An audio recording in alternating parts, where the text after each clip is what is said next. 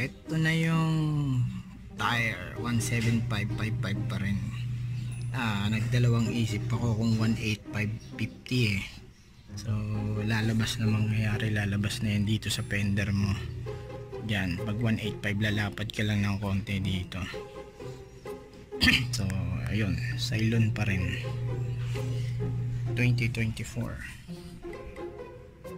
Ayan. So sa front muna tayo. Sa front muna, then after nyan next month doon naman tayo sa rear, magpapalit dalawa. Syempre budget din dahil December ngayon at kailangan din ng panghanda for New Year. So ayun, Cylon